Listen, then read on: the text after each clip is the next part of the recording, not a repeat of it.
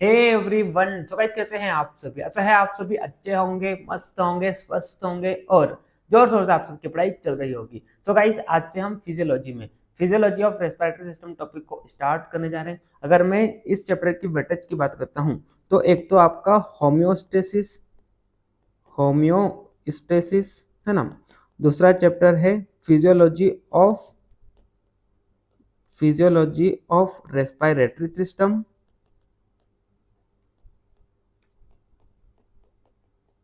और तीसरा टॉपिक है physiology of GIT, physiology of gastrointestinal tract. ठीक है, तो ये जो तीन टॉपिक है, इन तीन चैप्टर मिलाकर कितनी वेटेज है? 23 मार्क्स की। ठीक है, और ये तीनों टॉपिक पेपर 1 के टॉपिक है। ठीक है, तो वही अगर मैं फिजियोलॉजी ऑफ रेस्पिरेटरी सिस्टम की बात करता हूँ तो चांसेस है कि इस चैप्टर से 5 नंबर का क्वेश्चन भी आ सकता है और 10 मार्क्स का क्वेश्चन भी आ सकता है। कौन कौन सा टॉपिक इंपॉर्टेंट है? तो इस चैप्टर से बार बार क्वेश्चन पूछा गया है। पहला तो है describe chemical and neural control of respiration. बार बार यहाँ से टॉपिक पूछा गया है ना। 5 नंबर में भी ये क्वेश्चन आ सकता है और 10 मार्क्स में भी क्वेश्चन आ सकता है। ठीक है, दूसरा टॉपिक जो मोस्ट इंपॉर्टेंट है यहाँ पर वो है mechanism of respiration. Mechanism of respiration इस टॉपिक से भी 5 नंबर में भी पूछा गया है और 10 नंबर में पूछा गया है। ठीक है, तीसरा जो टॉपिक है वो है वेंटिलेशन, है ना। ये 5 मार्क्स का टॉपिक है। अगर मान लो एग्जाम में आया तो 5 मार्क्स में आएगा। राइट शॉर्ट ऑन वेंटिलेशन, कुछ इस प्रकार से पूछेगा। ठीक है, अगला टॉपिक है transport and exchange of gases. हालांकि यहाँ से अभी तक तो क्वेश्चन नहीं पूछा गया है, लेकिन ये टॉपिक भी इंपॉर्टेंट है, इसको भी आपको कवर कर लेना है। ठीक है, उसके बाद यहाँ पर एक और टॉपिक है जो कि आर्टिफिशियल रेस्पिरेशन है ना। इस टॉपिक से भी 5 मार्क्स का क्वेश्चन आपका पूछा गया है यहाँ पर। ठीक है, तो ये 5 टॉपिक मोस्ट इंपॉर्टेंट है ना। अगर आपके पास ज़्यादा टाइम ना हो, है ना, और ये चैप्टर अगर आपका छूट रहा है तो कम से कम ये 5 टॉपिक को तो आपको करके जाना है, आपसे एग्जाम में क्वेश्चन बन जाएगा। ठीक है, तो ये टॉपिक क्या है, सारे इंपॉर्टेंट है ना। और वेटेज की बात करें तो 5 नंबर का भी पूछ सकता है और 10 नंबर से भी यहाँ से क्वेश्चन आ सकता है। ठीक है, तो चलिए स्टार्ट करते हैं। टॉपिक है हमारा फिजियोलॉजी ऑफ रेस्पिरेटरी सिस्टम।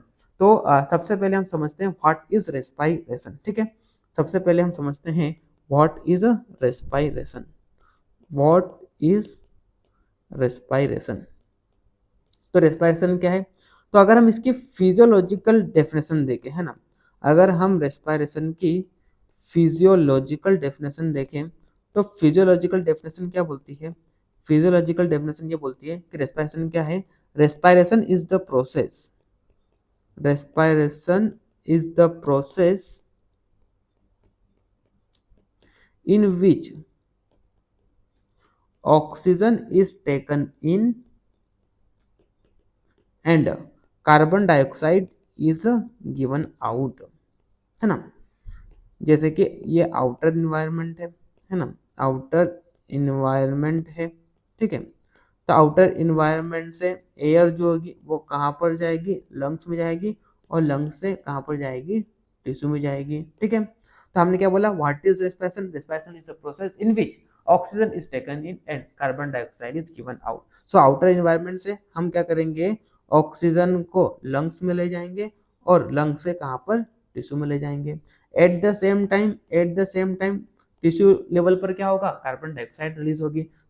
इस कार्बन डाइऑक्साइड को हम टिश्यू से लंग्स में लाएंगे और लंग्स से आउटर एनवायरनमेंट में उसे हम क्या कर देंगे? रिलीज कर देंगे। ठीक है, तो इस तरह से this is the physiological definition of respiration in which oxygen is taken in and carbon dioxide is given out.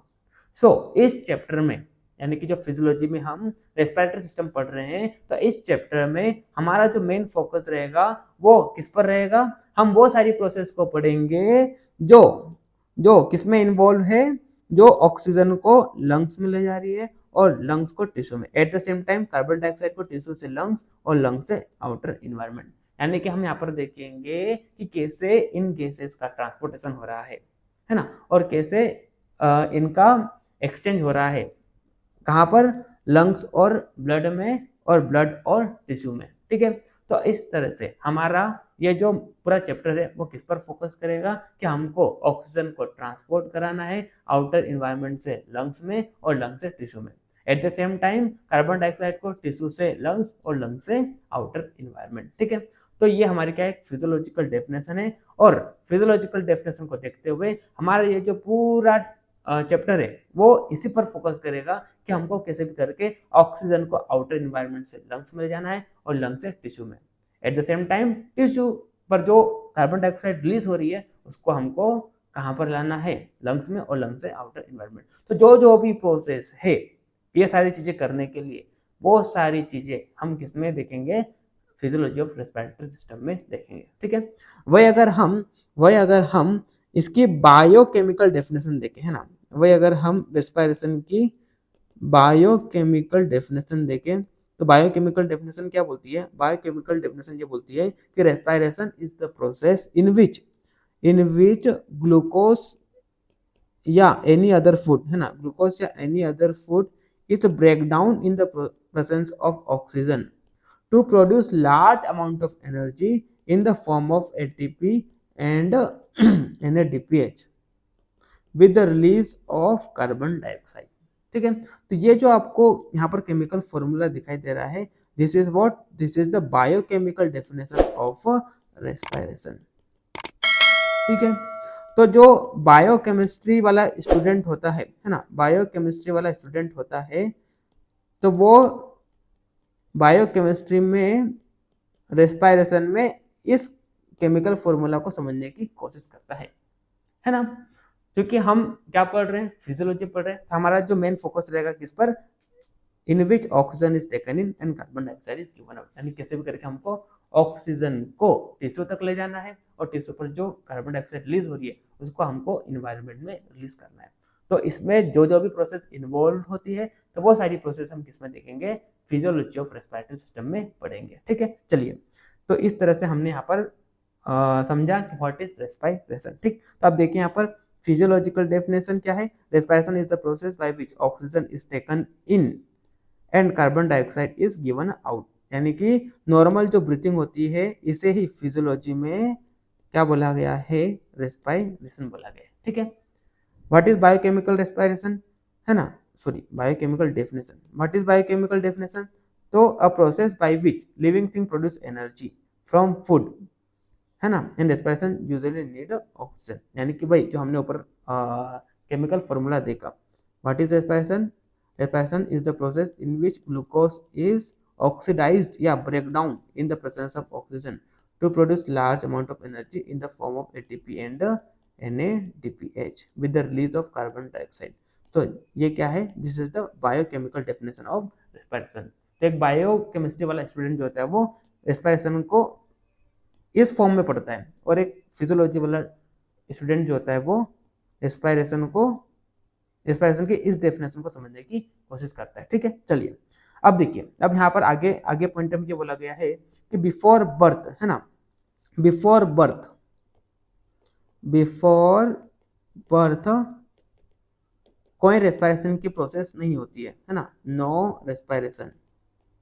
क्यों? क्योंकि फिटल लंग्स जो है वो क्या होते हैं, वो नॉन फंक्शनल होते हैं, ठीक है। इसलिए बिफोर बर्थ कोई भी रेस्पिरेशन की प्रोसेस नहीं होती है, ठीक है। आफ्टर बर्थ है ना, ब्रीथिंग स्टार्ट होती है एंड कंटिन्यू होती है टिल डेथ, है ना, एंड कंटिन्यूस टिल डेथ, ठीक है। सो during intra uterine life, during intra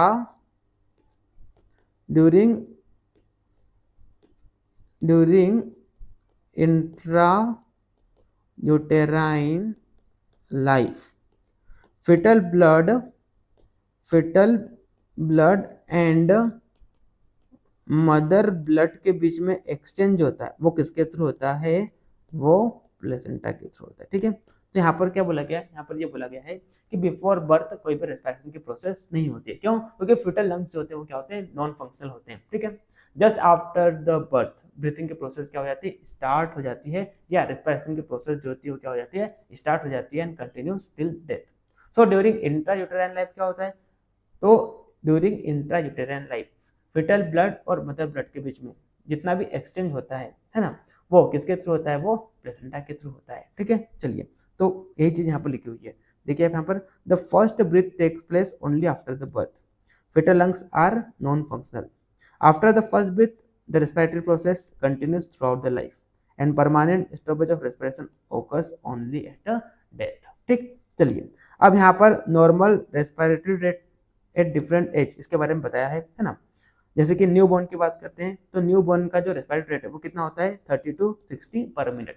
यानी कि न्यू बॉर्न बेबी जो है वो 1 मिनट में 30 से 60 बार क्या ले सकता है, वो सांस को ले सकता है। ठीक है, वही अगर हम अर्ली चाइल्डहुड की बात करते हैं 20 to 40 पर मिनट, लेट चाइल्डहुड 15 to 25 पर मिनट, एडल्ट 12 to 16 पर मिनट। यानी कि जैसे जैसे आप एडल्ट हो जाओगे, है ना, बड़े होते जाओगे, तो ये जो रेस्पिरेटरी रेट है वो क्या हो जाता है, डिक्रीज होते जाता है। ठीक है, चलिए, अब नाउ टाइप ऑफ रेस्पिरेशन, तो दो तरह का रेस्पिरेशन, एक्सटर्नल रेस्पिरेशन और इंटरनल रेस्पिरेशन। ठीक है, हमने रेस्पिरेशन की डेफिनेशन पहले क्या देखी थी, हमने ये देखा था कि हम क्या करते हैं, आउटर इन्वायरमेंट से, है ना, आउटर, एक मिनट पे लिख लें मेरे को।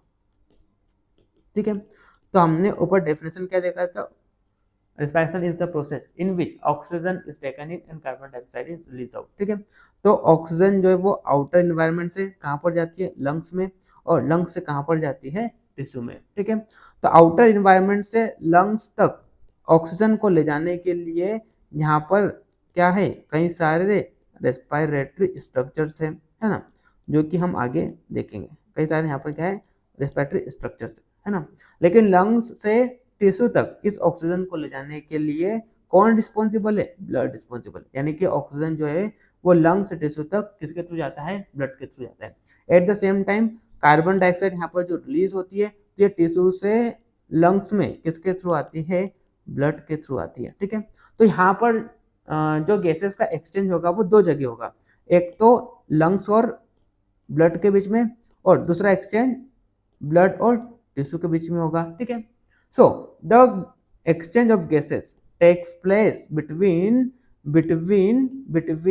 lungs and blood। इसे हम क्या कहेंगे, इसे हम एक्सटर्नल रेस्पिरेशन कहेंगे। ये क्या है, एक्सटर्नल रेस्पिरेशन। ठीक है, वही अगर यही एक्सचेंज किसके बीच में हो रहा है, टिश्यू और ब्लड के बीच में हो रहा है, तो ये क्या हो जाएगा, इंटरनल रेस्पिरेशन हो जाएगा। क्या हो जाएगा, ये इंटरनल रेस्पिरेशन। तो देखिए यहाँ पर डेफिनेशन में, exchange of respiratory gases that is oxygen and carbon dioxide between lungs and blood. अगर गैसेस का एक्सचेंज लंग्स और ब्लड के बीच में हो रहा है तो इसे हम क्या कहेंगे, एक्सटर्नल रेस्पिरेशन। और अगर गैसेस का एक्सचेंज ब्लड और टिश्यू के बीच में हो रहा है तो इसे हम क्या कहेंगे, इंटरनल रेस्पिरेशन। ठीक है, चलिए, अब आगे हम बढ़ते हैं। आगे यहाँ पर बताया है functional anatomy of respiratory system. ठीक है, तो इसका मतलब क्या होता है, इसका मतलब होता है function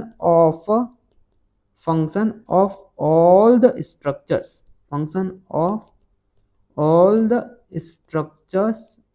which are involved in breathing and exchange of gases। ठीक है, एक्सचेंज ऑफ गैसेस। तो what is functional anatomy of respiratory system, इसका मतलब क्या होता है, इसका मतलब होता है कि वे सारे स्ट्रक्चर्स जो ब्रीथिंग और एक्सचेंज ऑफ गैसेस इनके लिए रिस्पॉन्सिबल है, उन सभी का जो फंक्शन है उसे हम क्या कहेंगे, functional anatomy of respiratory system. ठीक है, अब ये जो रेस्पिरेटरी सिस्टम है ना, ये जो रेस्पिरेटरी सिस्टम है, दिस रेस्पिरेटरी सिस्टम या जितने भी स्ट्रक्चर्स है किसमें, रेस्पिरेटरी सिस्टम में, this are divided into 2 zone. पहला जोन तो है कंडक्टिंग जोन है ना, और दूसरा जोन है रेस्पिरेटरी जोन। ठीक है, what is conducting zone, so conducting zone is the zone जो किसके लिए रिस्पॉन्सिबल है, which is only responsible to carry या to transport air, to transport air, ठीक है। यानी कि यहाँ पर कोई भी गैसेस का एक्सचेंज नहीं होता है, no gaseous exchange take place in this zone, no gases exchange takes place in this zone. वही अगर हम रेस्पिरेटरी जोन की बात करते हैं तो respiratory zone is the zone where exchange of gases take place, है ना, where exchange of gases takes place, ठीक है। कंडक्टिंग जोन में कौन कौन से स्ट्रक्चर आते हैं, तो पहला तो होता है nose, then nasal cavity, then pharynx, then larynx, then trachea, then bronchi. Bronchi divided into primary bronchi, secondary bronchi and tertiary bronchi, and then bronchioles. Bronchioles में भी terminal bronchioles and respiratory bronchioles, this are the conducting zone. और conducting zone जो होता है इसका main function क्या होता है, ओनली ट्रांसपोर्ट एयर, यहाँ पर कोई भी गैसेस का एक्सचेंज नहीं होता है, इसलिए इसे हम क्या बोलते हैं, कंडक्टिंग जोन बोलते हैं। वही अगर हम रेस्पिरेटरी जोन की बात करते हैं तो respiratory zone is the zone जहाँ पर क्या होता है, गैसेस का एक्सचेंज होता है। रेस्पिरेटरी जोन में कौन कौन से स्ट्रक्चर आते हैं, तो रेस्पिरेटरी जोन की अगर हम बात करते हैं तो यहाँ पर 4 स्ट्रक्चर आते हैं, respiratory bronchioles, alveolar duct, alveolar sac and alveoli, है ना। Together this all are known as respiratory unit, together this all are known as respiratory unit, है ना। And this all are responsible for exchange of gases, है ना, exchange of gases, ठीक है। That's why it is also known as respiratory zone. वही अगर हम बात करते हैं कंडक्टिंग जोन की, तो कंडक्टिंग जोन में कोई भी गैसेस का एक्सचेंज नहीं होता है, या सिर्फ और सिर्फ क्या करते हैं, एयर को ट्रांसपोर्ट करते हैं, ठीक है। कौन कौन से स्ट्रक्चर आते हैं, अभी मैंने आपको बताया, nose, nasal cavity, pharynx, larynx, trachea, bronchi and bronchioles, this all are the structures जो क्या कहे जाते हैं, कंडक्टिंग जोन कहे जाते हैं। ये क्या करते हैं, ओनली ट्रांसपोर्ट एयर, इसे सिर्फ एयर को ट्रांसपोर्ट करते हैं, यहाँ पर कोई भी गैसेस का एक्सचेंज नहीं होता है। जैसे कि बात करते हैं यहाँ पर देखिए इनका फंक्शन देखिए, नोज एंड नजल कैविटी की बात करते हैं तो it warms moist and filter incoming air, है ना। फेरिंग्स की बात करते हैं तो it is a common pathway for both air and food. लैरिंग्स की बात करते हैं तो लैरिंग्स की जो ओपनिंग होती है ना, लैरिंग्स की जो ओपनिंग होती है इसे हम क्या कहते हैं, इसे हम ग्लोटिस कहते हैं, ठीक है। और इस ग्लोटिस के ऊपर क्या होता है, एक फ्लैप लाइक स्ट्रक्चर प्रेजेंट होता है ना, एक फ्लैप लाइक स्ट्रक्चर प्रेजेंट होता है जिसे हम क्या कहते हैं, जिसे हम एपिग्लोटिस कहते हैं, ठीक है। तो ये एपिग्लोटिस का क्या फंक्शन होता है, तो जब भी आप क्या करते हो, फूड या कोई लिक्विड को स्वेलो करते हो, निगलते हो, तो उस दौरान क्या कर लेता है, ये एपिग्लोटिस जो होता है उस लैरिंग्स को इस प्रकार से क्लोज कर देता है, ताकि विंड पाइप में कोई भी फूड इंटर ना हो या लिक्विड इंटर ना हो, ठीक है। तो जब भी आप निकलते हो तो ये फ्लैप लाइक स्ट्रक्चर जो एपिग्लोटिस है वो क्या कर देता है, ग्लोटिस को क्लोज कर देता है या विंड पाइप को क्लोज कर देता है, ताकि फूड मटेरियल कहाँ पर चल जाए, पीछे इसोफेगस में चल जाए, बजाय विंड पाइप ना आए, है ना। विंड पाइप में आने के बजाय ये इसोफेगस में फूड को क्या कर देता है, डायरेक्ट कर देता है। देखिए यहाँ पर इसका फंक्शन क्या होता है लैरिंग्स का, routes air and food into proper channel, ठीक है।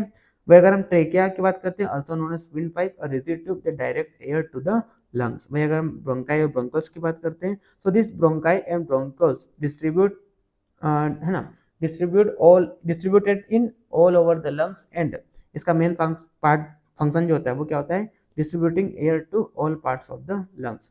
तो देखिए यहाँ पर कंडक्टिंग जोन का अगर हम शॉर्ट में फंक्शन देखें तो क्या हो जाएगा, filter warm and humidify air, serve as a pathway to the lungs and cleans air using cilia and mucus, ठीक है। चलिए फिर आगे हम बढ़ते हैं, आगे यहाँ पर respiratory zone, respiratory zone is the zone जहाँ पर क्या होता है, गैसेस एक्सचेंज होती है, ठीक है, बिटवीन, यहाँ पर लंग्स एयर लिख दिया है, यहाँ पर लंग्स लिख दो, लंग्स एंड ब्लड, ठीक है। स्ट्रक्चर की बात करते हैं, respiratory bronchiole, alveolar duct, alveolar sacs and alveoli, this all are the structure जो किसमें पाए जाते हैं, रेस्पिरेटरी जोन में पाए जाते हैं, ठीक है।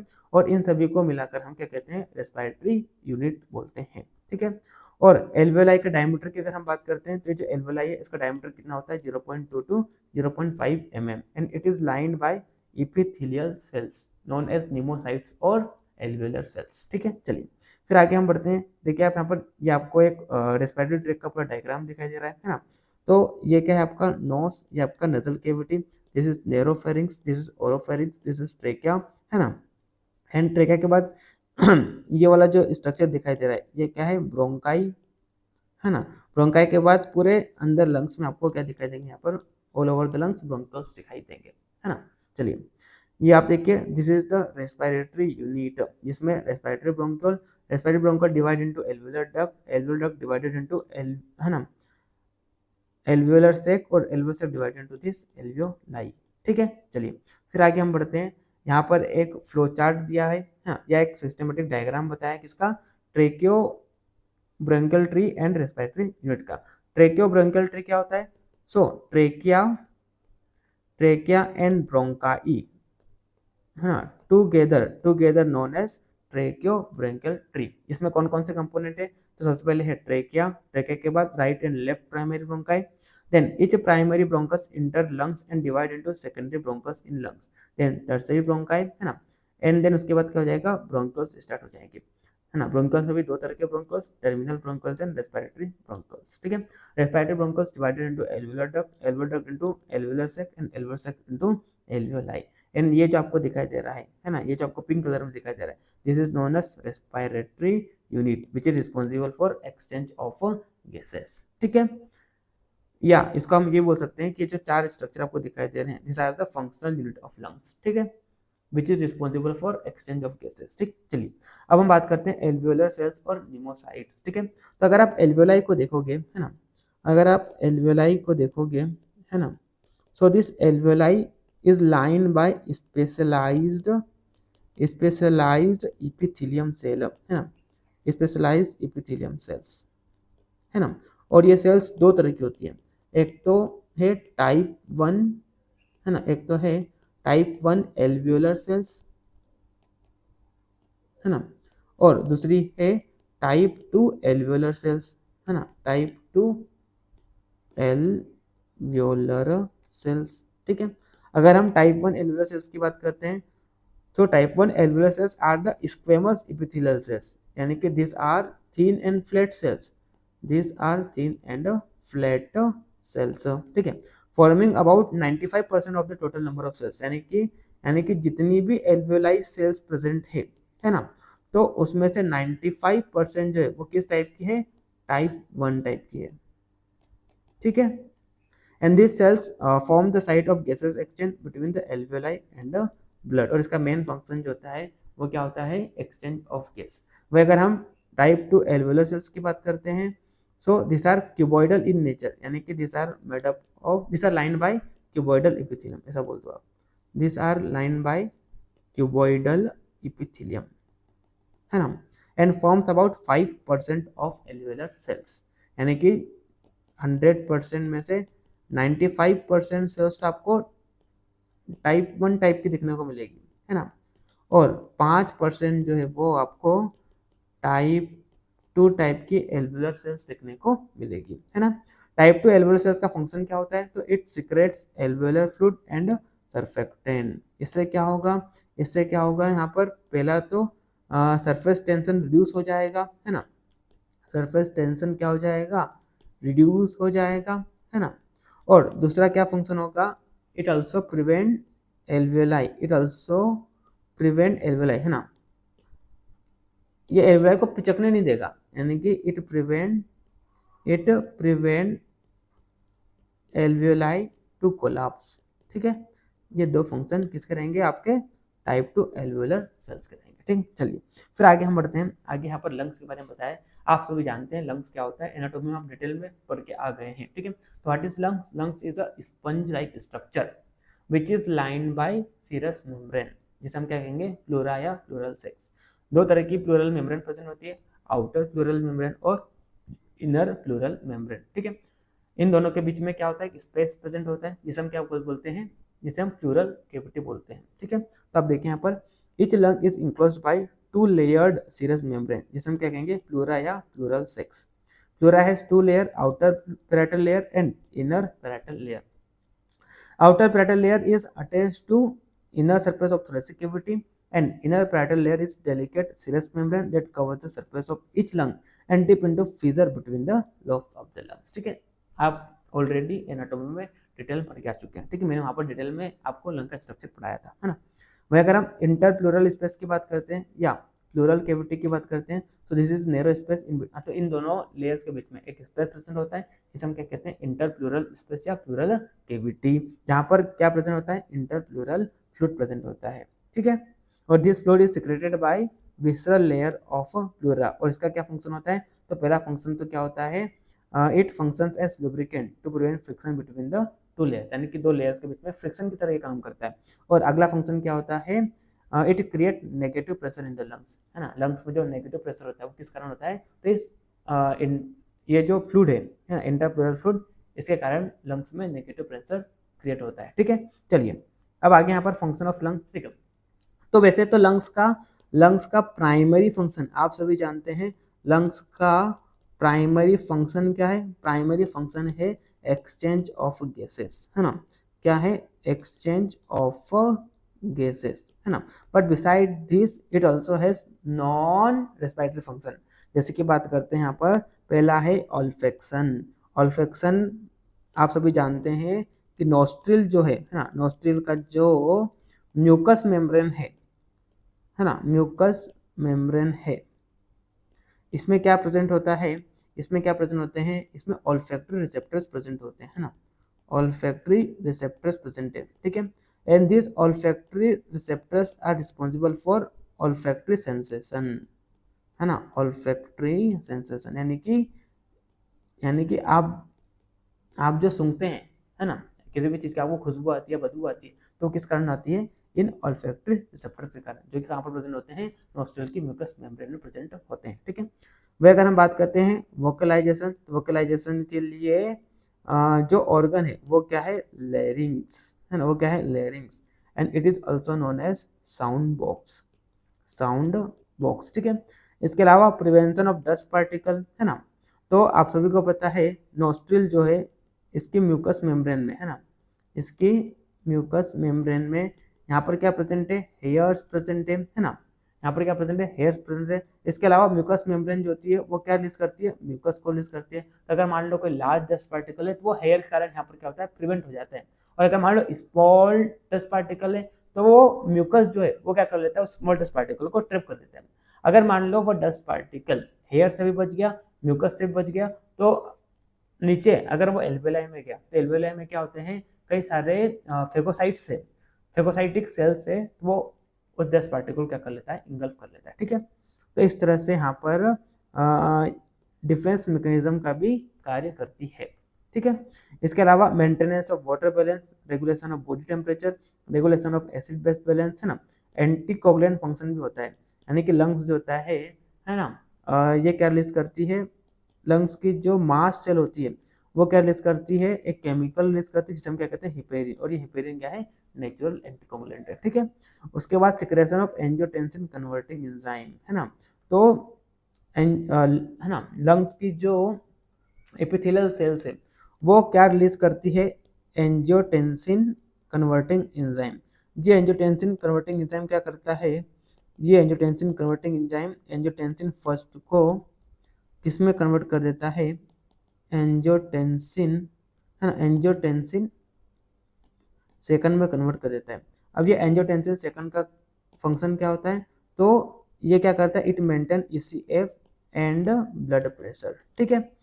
चलिए आगे हम बात करते हैं सिंथेसिस ऑफ हार्मोनल सब्सटेंस। तो लंग्स जो होते हैं कई सारे हार्मोनल सब्सटेंस, जैसे कि बात करते हैं सीरोटोनिन, जैसे कि बात करते हैं प्रोस्टाग्लैंडिन, जैसे कि बात करते हैं एसिटाइलकोलिन, तो ये सब हार्मोन्स को भी रिलीज करता है, ठीक है। इस तरह से यहाँ पर हमने शॉर्ट में क्या देख लिया, लंग्स का फंक्शन देख लिया, ठीक है। तो आज का लेक्चर एकदम इंट्रोडक्टरी लेक्चर था, है ना। आई होप आपको लेक्चर समझ में आया होगा। नेक्स्ट आने वाले लेक्चर में हम एडवांस लेवल पर जाएंगे और डिटेल में बाकी के जो टॉपिक है उनको हम देखेंगे, ठीक है। आज का लेक्चर तो एकदम इंट्रोडक्टरी था, कहीं ना कहीं आपने ये सारी चीजें पढ़ रखी है, लेकिन फिर भी आपके एनसीईआरटी के सिलेबस में है functional anatomy of respiratory system, तो मेरा फर्ज है कि मैं आपको सारी चीजें पढ़ाऊँ, है ना। लेकिन आपने ऑलरेडी आज की चीजें पढ़ रखी है, तो आपको हो सकता है ऐसा लगा होगा कि सर तो एकदम बेसिक लेवल पर पढ़ा रहे हैं, है ना, लेकिन ऐसा नहीं है। नेक्स्ट लेक्चर में आप देखना हम एडवांस लेवल में क्या करेंगे, रेस्पिरेटरी सिस्टम को पढ़ेंगे। तो मिलते हैं नेक्स्ट लेक्चर में, तब तक के लिए okay bye, see you again.